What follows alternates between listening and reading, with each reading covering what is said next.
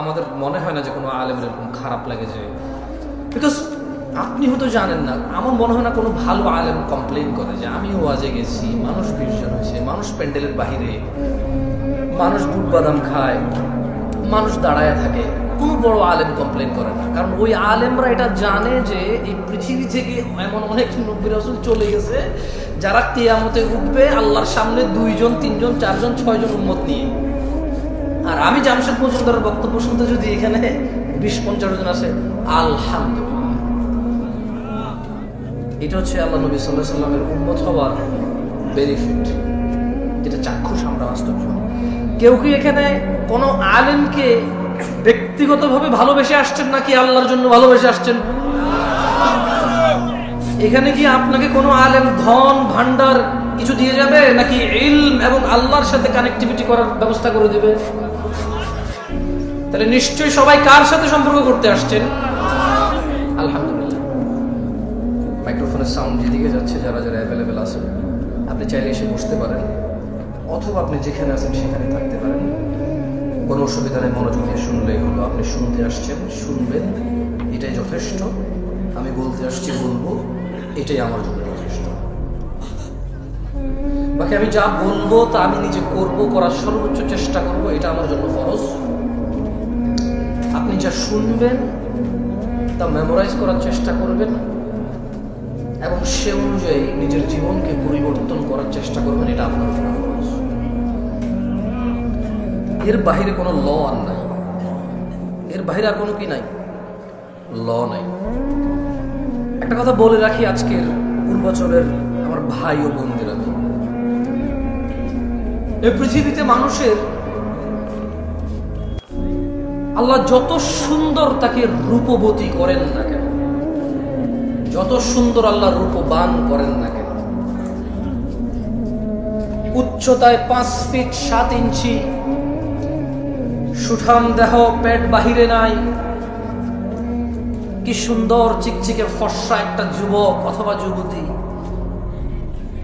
পকেটে যদি টাকা না থাকে সে মনে করে রব তাকে কিছুই দেয়।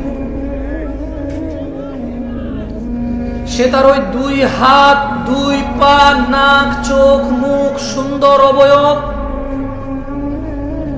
একটা সমৃদ্ধ পরিবারে জন্মগ্রহণ, একটা সম্মানী সম্ভ্রান্ত পরিবারে জন্মগ্রহণকে সে তুচ্ছ মনে করে, কারণ তার পকেট খালি।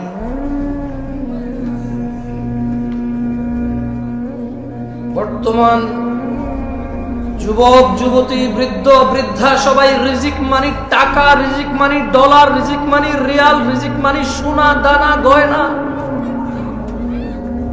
দালান কোঠা, জায়গা জমি, গাড়ি বাড়ি। এর বাহিরে কোনো কিছু রিস্ক মনে করে নাকি?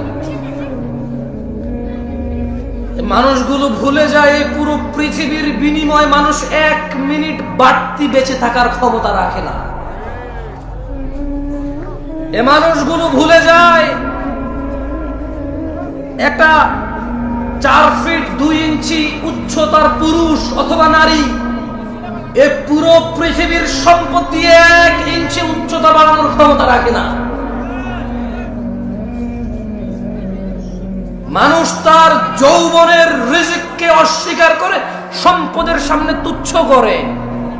সে ভুলে যায় 60-70 বছরের বৃদ্ধ পুরো পৃথিবী আর পৃথিবীতে যা আছে সব কিছু ঢেলে দিয়ে যৌবন ফিরাতে পারে না।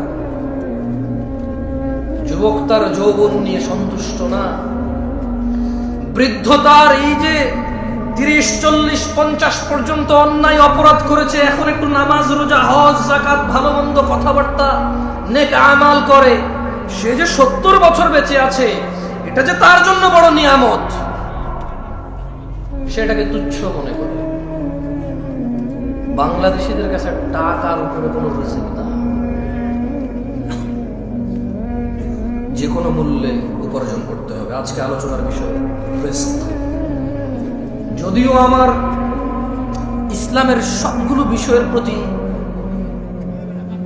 ইসলামের মোটামুটি অনেক বিষয় আমার জানাই নাই, যেগুলো জানি খুবই সামান্য জানি। এর মধ্যে ওমা তৌফিকি ইল্লা বিল্লাহ, আল্লাহ যতটুকু সামর্থ্য দেয় নিজের মতো করে কোরআন ও সুন্নাহ আপনাদের সামনে তুলে ধরার চেষ্টা করবো রিজিক নিয়ে। আল্লাহ সুবহানাহু ওয়া তাআলা বলেন কোরআনুল কারীমে, আউযু বিল্লাহি মিনাশ শাইতানির রাজীম, ওয়া মা খালাকতুল জিন্না ওয়াল ইনসা ইল্লা লিয়াবুদুন। আর আমি সৃষ্টি করেছি জিন এবং মানুষ এজন্যই যে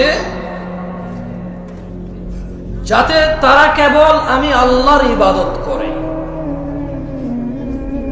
মা উরিদু মিনহুম মির রিজক ওয়া মা উরিদু আন ইউতঈমুন। আমি আল্লাহ এদেরকে সৃষ্টি করেছি শুধু ইবাদত করার জন্য, মানুষ আর জিনকে। মা উরিদু মিনহুম মিন রিজক, আমি আল্লাহর এদের কারো কাছে রিজিক চাই না। ওয়া মা উরিদু আন ইউতঈমুন, আমি এটাও চাই না যে মানুষ আর জিন মিলে কিছু করে আমাকে খাওয়াবে। ওয়া মা খালাকতুল জিন্না ওয়াল ইনসা ইল্লা লিয়াবুদুন, আমি মানুষ আর জিনকে সৃষ্টি করেছি ইবাদতের জন্য। কেউ আমাকে রিজিক দেবে অথবা আমাকে খাওয়াবে। আচ্ছা, একটা কথা বুঝুন তো, এখানে আল্লাহ প্রথমে রিজিক বললো, পরে খাওয়াম বললো। তার মানে ইসলামে খাওয়া দাওয়াকে রিজিক বলে না, তাআম বলে। কি বলে? আরবিতে খাওয়া দাওয়াকে তাআম বলে। কি বলে? বাট রিজকের অংশ। কিসের অংশ? জামা কাপড়কে লিবাস বলে। কি বলে? রিজকের অংশ, কিন্তু রিজিক বলে না। মানে এটাই শুধু রিজিক। জামা কাপড়, অন্ন বস্ত্র এরকম করে স্পেসিফিক করে না। লিবাস কিন্তু রিজক, তাআম কিন্তু রিজক, আল মাল কিন্তু রিজক। সুস্থতা রিজক, সম্মান রিজক, ইলম রিজক, বাচ্চা কাচ্চা রিজক। সো আমরা বাংলাদেশিরা কনফিউজড। আমরা দ্বিধাদ্বন্দ্বের মধ্যে ভুগতেছি যে সম্পদ নাই মানে কিচ্ছু নাই, সম্পদ না মানে রিজিক নাই। আল্লাহ বলছেন ইন্নাল্লাহা হুয়ার রাজ্জাকু যুল কুওয়াতিল মাতিন, নিশ্চয়ই তিনিই তো রিজিক দাতা, প্রবল শক্তিধর, পরাক্রমশালী। তাহলে আল্লাহ মানুষ আর জিনকে কেন সৃষ্টি করেছে? আল্লাহ কি মানুষ থেকে মানে তাআম, খাদ্য এবং রিজিক চায়? কি জন্য সৃষ্টি করেছে আল্লাহ? তিনি চায় আমরা কি করি? খাদ্য আর রিজিক তো উনি চায় না। এরপরে বলছে ইন্নাল্লাহা রাজ্জাকু যুল কুওয়াতিল মাতিন, নিশ্চয়ই তিনি আল্লাহ, নিশ্চয়ই আল্লাহ তিনি তো রিজিক দাতা এবং প্রবল শক্তিধর, মহাপরাক্রমশালী। দিনী ভাইরা, আপনি যতই চুরি, দাড়ি, ডাকাতি, মারামারি, রাহাজানি, হত্যা, খুন, গুম, দুর্নীতি, সুদ, ঘুষ, আপনি পৃথিবীর যত অন্যায় অবলম্বন করেন না কেন, রিজক নির্ধারিত। আপনি আপনার নিজের রিজিক নিজে চুরি করেন, ডাকাতি করেন, ঘুষ খান, সুদ খান, অন্য কারো না খাইতে পারেন না। এগুলো নির্ধারিত আল্লাহর পক্ষ থেকে। আল্লাহ সুবহানাহু ওয়া তাআলা বলেন ইন্না কুল্লা শাইইন খালাকনাহু বিকদর, নিশ্চয়ই আমরা প্রত্যেক কিছু সৃষ্টি করেছি নির্ধারিত পরিমাপে। তিনি সুবহানাহু ওয়া তাআলা প্রত্যেকটা জিনিস, শুধু মানুষ নয়, যত কিছু তিনি সৃষ্টি করেছেন সব কিছু তিনি কি করেছেন? তিনি সুবহানাহু ওয়া তাআলা এটাকে পরিমাপে সৃষ্টি করেছেন, নির্ধারিত করেছেন সবার জন্য কে কি পাবে, কতটুকু পাবে, কখন পাবে, কোথায় পাবে, ইভেন কে কোথায় জন্ম নেবে, কে কোথায় মরবে, প্রত্যেক জিনিস নির্ধারিত। ভাইরা আমার, দিনী ভাইরা, আপনি যে চুরি, ডাকাতি, ঘুষ, সুদ, অন্যায়, অবিচার, অত্যাচার করে শুধু ধনাঢ্য হতে চান, আপনাকে একটা কথা বলে রাখি, মায়ের পেটে থাকা অবস্থায় রিজিক লিপিবদ্ধ হয়ে যায়। চুরি ডাকাতি করে বাড়ানো যায় না, হালাল পথে থাকলে কারো কমে যায় না। মায়ের পেটে থাকা অবস্থায় রিজিক লিপিবদ্ধ হয়ে যায়। ভাইরা আমার, আল্লাহ নবী সাল্লাল্লাহু আলাইহি ওয়াসাল্লাম বলেন ইয়াবআতুল্লাহু মালাকান ফায়ু'মারু বিআরবা'a, আল্লাহ একজন ফেরেশতাকে প্রেরণ করেন, তাকে চারটি ব্যাপারে লিপিবদ্ধ করার জন্য নির্দেশ প্রদান করেন। আল্লাহ সুবহানাহু ওয়া তাআলা বাচ্চা যখন মায়ের পেটে থাকে, একজন ফেরেশতাকে কি করেন? তিনি প্রেরণ করেন। ফেরেশতা 4টি বিষয় নির্ধারণ করে। কয়টি বিষয়? 4টি বিষয়। ফেরেশতা তার নির্ধারণ করে দেন তার রিজিক এবং তার জীবনকাল, মানে সে কতদিন বাঁচবে, তার সুখ ও দুঃখ, অর্থাৎ নেককার নাকি বদকার হবে সে। কয়টি জিনিস লিপিবদ্ধ করে মায়ের পেটে? কয়টি? প্রথমে, মাইকে সাউন্ড বেশি, আপনারা কি বোঝেন না? কথা কি পরিষ্কার বোঝা যায়? কয়টি জিনিস লিপিবদ্ধ করে? প্রথম, তারপর খায় ফেলছে। দেখছেন, আমি আবার পড়ে শুনে কেমন? খায়েন না ভাই, খাওয়ার জন্য এই দেশে জিনিসের অভাব নেই। ওয়াজ খেয়ে ফেলিয়েন না, কেমন? খাওয়ার জন্য জিনিসের অভাব নাই।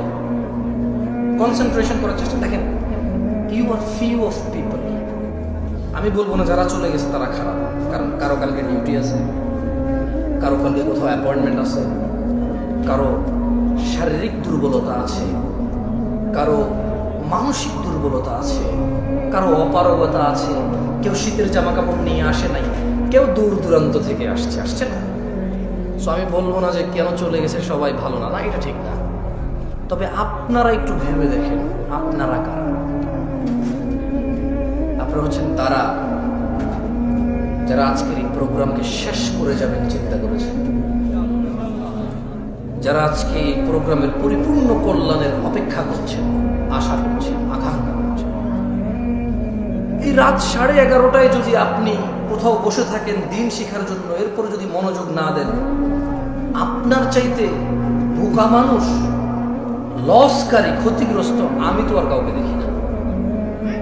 আমার বলার ধরনে ভুল থাকতে পারে, আমার বলার ধরন এত আকর্ষিত নাও হতে পারে, অ্যাট্রাকটিভ নাও হতে পারে, তবে দেখেন আমি কোরআন সুন্নাহ থেকে কথা বলবো, সুন্দর করে গুছায়।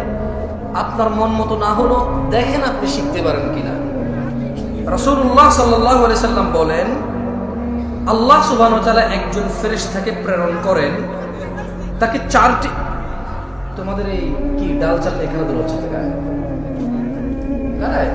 ডেকোরেটর তো খাবার ওখানে হাঙ্গামা করছে, ক্ষুধার্ত লোকগুলোকে তোমরা বসায় রাখছো, তাহলে খাইতে দাও, চুপচাপ করো ওদেরকে। খাওয়ার জন্য যদি করো মুখে দিয়ে দাও না ভাত, তোমরা সব হেল্প করো, দুইজনে 2 হাতে নিয়ে মুখে দিয়ে দাও, ও চুপ করো, ও খাবে তো খাক না।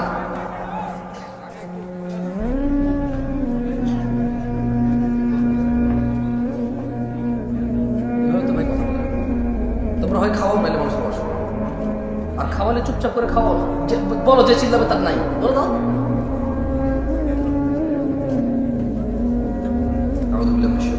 রাসূলুল্লাহ সাল্লাল্লাহু আলাইহি ওয়াসাল্লাম বলেন, আল্লাহ সুবহানাহু ওয়া তাআলা একজন মালায়েকাকে প্রেরণ করেন 4টি বিষয়। কয়টি বিষয়? 4টি ব্যাপারে লিপিবদ্ধ করার জন্য আল্লাহ সুবহানাহু ওয়া তাআলা একজন ফেরেশতাকে প্রেরণ করেন। প্রথমে ওর রিজিক লিপিবদ্ধ করে, 2 জীবনকাল কতদিন বাঁচবে তা লিপিবদ্ধ করে, 3 সুখ দুঃখ, সুখ, 4 দুঃখ, অর্থাৎ সে নেককার বা বদকার তা লিপিবদ্ধ হয়ে যায়। সুবহানাল্লাহি ওয়া বিহামদিহি সুবহানাল্লাহ। কয়টি বিষয়? 1 2 3 4।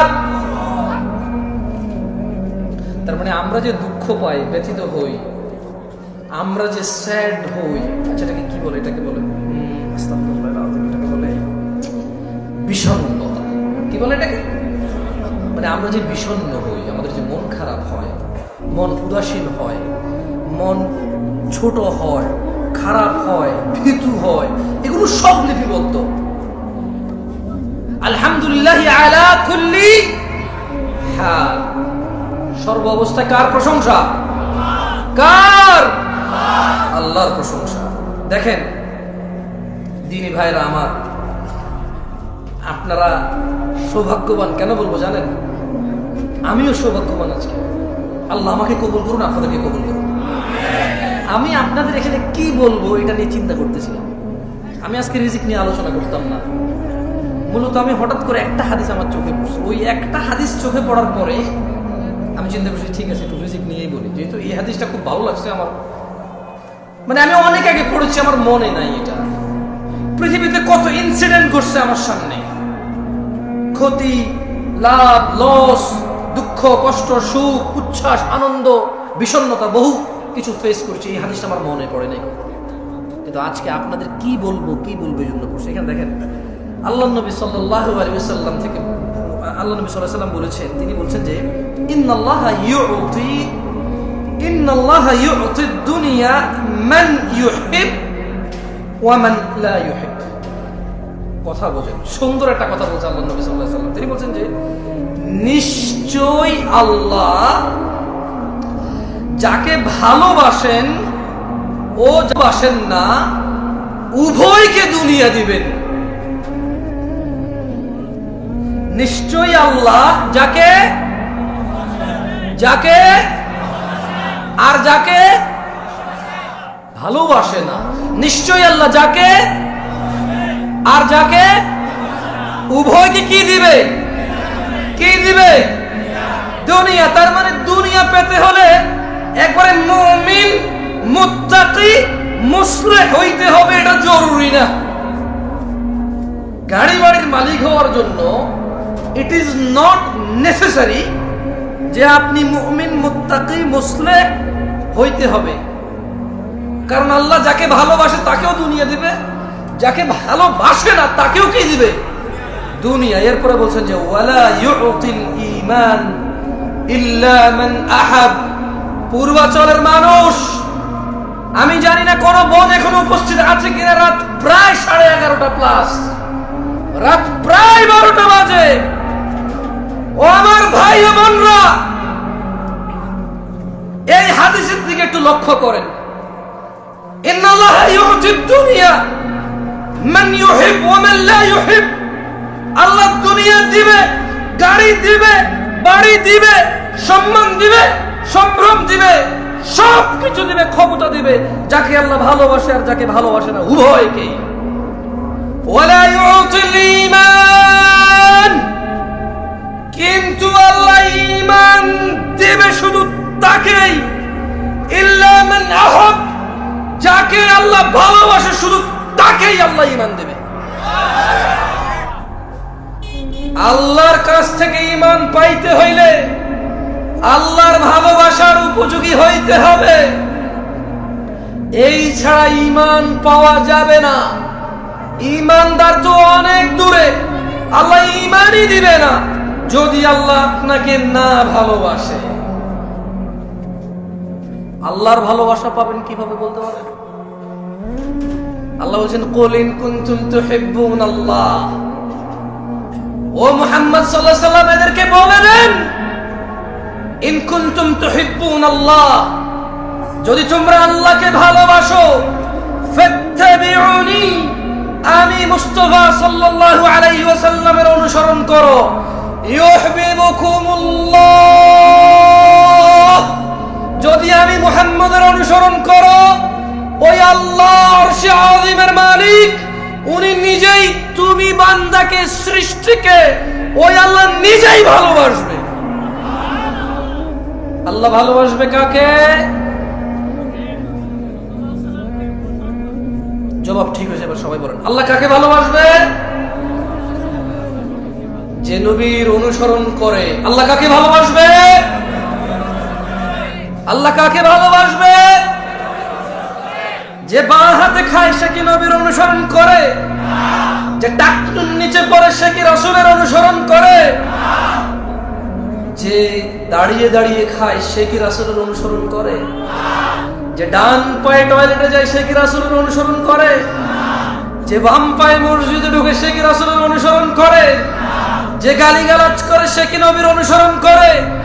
যে হারামখোর সে কি নবীর অনুসরণ করে? যে জিনাকারী সে কি নবীর অনুসরণ করে? যে দ্বীনের মধ্যে নেকির আশায় নতুন নতুন সুন্দর সুন্দর ভালো ভালো কাজ করে ইবাদত বলে চালিয়ে দেওয়া, অথচ নবী বলেনি সে কি নবীর অনুসরণ করে? তাহলে কে নবীর অনুসরণ? কুল্লু উম্মতি ইয়াদখুলুনাল জান্নাহ। ইয়া নাস, মানুষ, তিনি সাল্লাল্লাহু আলাইহি ওয়াসাল্লাম বলেছে কুল্লু উম্মতি ইয়াদখুলুনাল জান্নাহ, আমার উম্মতের সবাই জান্নাতে যাবে, সুবহানাল্লাহ, ইল্লা মান আবা, আবা জান্নাতে যাবে না। সাহাবারা বললেন ইয়া রাসূল